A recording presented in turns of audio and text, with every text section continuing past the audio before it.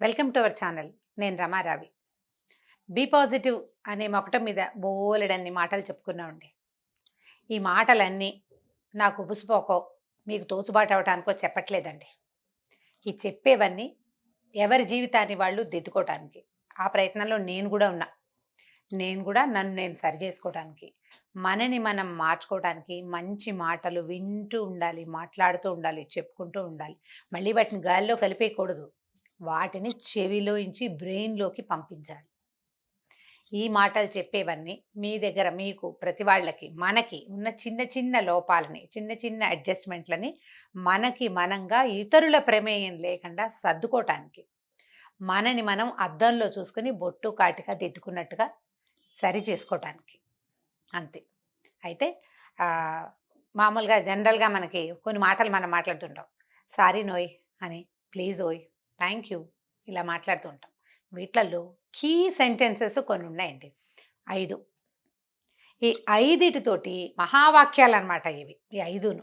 మొదటిది ప్లీజ్ ఇవ్వవా అంటాం. ప్లీజ్ అనలేవు నువ్వు. ప్లీజ్ ఇవ్వవా అని అడిగేటానికి దయచేసి ఇవ్వండి అలా అనలేకపోతాం. ఇవ్వు అనకుండా, ఇవ్వండి అనకుండా, ఇవ్వండి ప్లీజ్ అన్నట్టుగా సౌండ్ ప్లీజింగ్ మేనర్‌లో మాట్లాడడం. మీరు డైరెక్ట్‌గా ప్లీజ్ అని వాడగలిగితే 1 లేదా ప్లీజింగ్‌గా మాట్లాడగలిగితే 2. ఈ 2 పద్ధతుల్లో మీరు ప్రజల మనసు చూరగొంటారు. ఇస్తే ఇవ్వు లేకపోతే మానే అనే ధోరణిలో ఇవ్వు అనకుండా, ఇవ్వవు అనో, ఇవ్వవా అనో, ఇస్తావా ప్లీజ్ అనో అనగలిగితే చాలా వ్యవహారం మారిపోతుందండి. ద బెస్ట్ సెంటెన్స్ మేకింగ్‌లో ప్లీజింగ్ సెంటెన్స్ బెస్ట్ అదనమాట. దానంత గొప్పది ఇంకొకటి లేదు. రెండోది థ్యాంక్ యూ. మనకు తెలిసింది. అందరికీ థ్యాంక్స్ చెప్పటం. దాంతోపాటు భార్యలకి, భర్తలకి కూడా థ్యాంక్స్ చెప్పటం. ఈ థ్యాంక్స్ అంటే డైరెక్ట్‌గా థ్యాంక్ యూ అని అదేదో దీనిలాగా ఏమంటారంటే ఫార్మాలిటీ లాగా చేయటం కాదండి. నువ్వు వచ్చావు కాబట్టి ఇవాళ నా పనయింది. ఏదో వేళకు నువ్వు ఉన్నావు కాబట్టి కాస్త కాఫీ కలిపిచ్చావు. నువ్వు ఉన్నావు కాబట్టే నాకు ఈ పనయింది.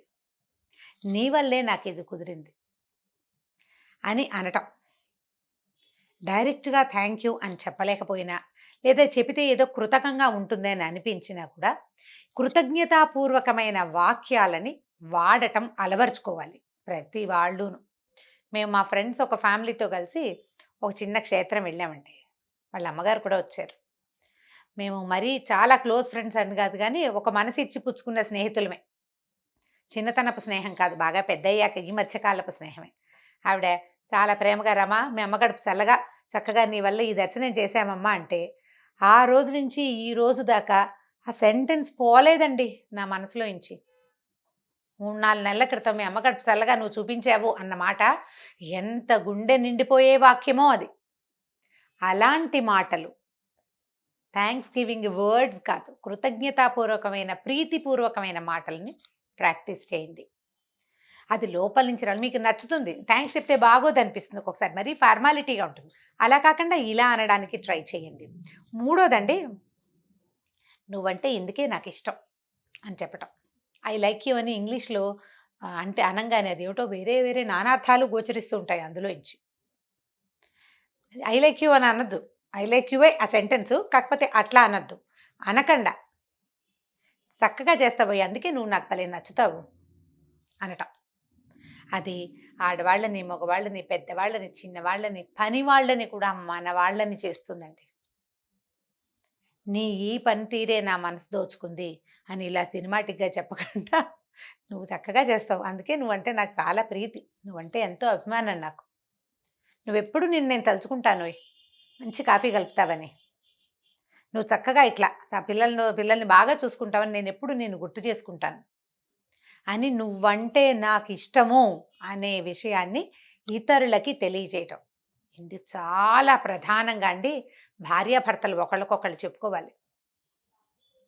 పిల్లలు తల్లిదండ్రులతోటి చెప్పాలి. అమ్మా నాన్నలు ఎలాగో వాళ్ళు చెప్పక్కర్లా. వాళ్ళు చేసే పనులు అలాగే ఉంటాయి కాబట్టి.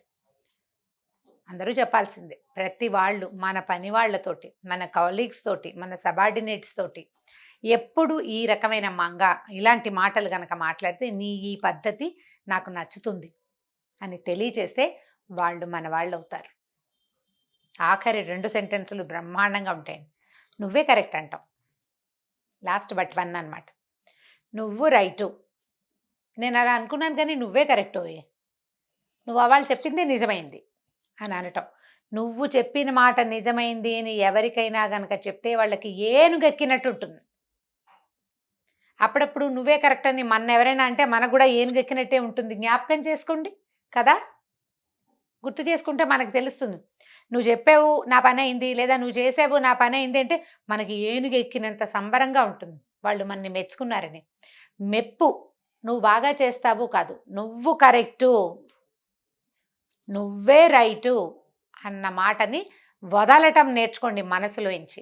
మనకి వాళ్ళే కరెక్ట్ అని తెలిసినా ఒప్పుకోవు, మన బుద్ధే లాంటిది, మానవ సహజం. అవతల వాళ్ళని ఒప్పేసుకుంటే వాళ్ళు మన నెత్తెక్కిపోతారనిపిస్తుంది. ఇది భార్యాభర్తల్లో ఎక్కువ కనిపిస్తూ ఉంటుందండి, చాలా కనిపిస్తుంది. దీన్ని మార్చుకోండి. అన్నిటికీ నువ్వే రైట్ అని అన్ని అత్తే కరెక్ట్ అంటుంటాడు ఏదో సినిమాలో గిరిబాబు గారు. అన్నిటికీ నువ్వే కరెక్ట్ అన్నద్దు, వాళ్ళు రైట్ అయినప్పుడు ఆ రైట్ థింగ్ని రైచియస్గా ఒప్పుకోండి. నువ్వు చెప్పింది చాలా కరెక్టు, నువ్వు చెప్పినట్టుగానే జరిగింది, నీ ఆలోచన చాలా బాగుంది, నువ్వు తెలివిగా ఆలోచిస్తావు. ఆ మధ్య చెప్పిన 2-3 ఐడియాలో కూడా నీవు 1-2 ఐడియాలు చాలా నచ్చినాయి నాకు, చాలా బాగున్నాయి.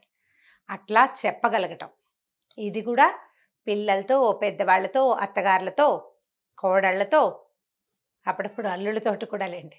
ఇది కాకుండా సబార్డినేట్స్ తోటి, మన కింద పనిచేసే వాళ్ళతోటి కనుక ఈ వాక్యాలు మాట్లాడితే వాళ్ళు మన వాళ్ళు ఎంత తొందరగా అయిపోతారో చూడండి. ట్రై చేయటమే. చివరిదండి, అడ్మిట్ చేసుకోవటం. నాదే పొరపాటు. మిగిలిన పై 4 కంటే అత్యంత కష్టసాధ్యమైన కథ ఇది, చాలా కష్టం. నాది తప్పు, నేను పొరపాటు చేశాను అని ఒప్పుకోవటం.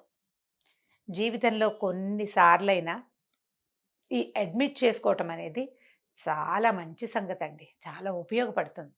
ప్రతిసారి నాదే తప్పు అనద్దు, ప్రతిసారి మీదే తప్పుగా చేయొద్దు, అసలు జాగ్రత్తగా ఉండండి. ఎప్పుడైనా మీది తప్పయి అవతల వాళ్ళది గనక ఒప్పైతే దాన్ని ధైర్యంగా, నిజాయితీగా, సాహసంగా ఒప్పుకోండి. మరోసారి ఒప్పుకోవాల్సిన స్థితి రాకుండా జాగ్రత్త పడండి. తప్పులు చేయొద్దు. నాదే పొరపాటును రోజు సాయంకాలం అవ్వగానే తాగేసి వచ్చి పొరపాటు చేశాను అని మర్నాడు పొద్దున్న సారీ చెప్పడం కాదు, అది కాదండి. ఇది నాదే తప్పు అని జీవితంలో ఒక 2-3 సార్లే, మొత్తం జీవితంలో అంతకంటే ఒప్పుకోకూడదు. అసలు ఒప్పుకునే పరిస్థితి తెచ్చుకోకూడదు మీరు. ఆ పరిస్థితి తేకుండా ఆడైనా మగైనా జాగ్రత్త పడాలండి. దానివల్ల మీ వ్యక్తిత్వం గట్టిపడుతుంది, వ్యక్తిత్వానికి స్థిరత్వం వస్తుంది. ఇలా అడ్మిట్ చేయటము, తలదించుకోవటము ఇతరుల ముందు ఎంత అవమానకరమైన సంగతో, ఆ అవమానాన్ని నేను మళ్ళీ పొందను అని గట్టిగా నిశ్చయించుకోండి. కానీ అది చేయవలసి వస్తే మాత్రం నిర్ద్వంద్వంగా చేసేయండి, చాలా తేలిగ్గా ఉంటుంది. మళ్ళీ మాత్రం చేయబోకండి, జాగ్రత్త పడండి. ఈ 5 కీ పాయింట్స్ ప్రతి వాళ్ళకి ఉపయోగపడతాయండి. చాలా సందర్భాల్లో మనం థ్యాంక్స్ చెప్పటము, ప్లీజ్ అంటము, నువ్వు భలే బాగా చేస్తావంటము, నువ్వు కరెక్ట్ అంటము సాధారణంగా జరిగిపోతూనే ఉంటాయి. తప్పు అడ్మిట్ చేసుకోవడం తక్కువ సార్లు జరుగుతుంది. అది మాత్రం మళ్ళీ రానివ్వకుండా ఈ 5 మహావాక్యాలని, మహావాక్య విధానాలని మనసులో పెట్టుకోండి. వీటితోటి పాజిటివ్గా జీవితంలో ముందుకెళ్ళటానికి ప్రయత్నం చేయండి. ఈ వీడియో కనుక మీకు నచ్చినట్లయితే లైక్ చేయండి, షేర్ చేయండి. మరిన్ని వీడియోస్ కోసం మా ఛానల్ని సబ్స్క్రైబ్ చేసుకోండి.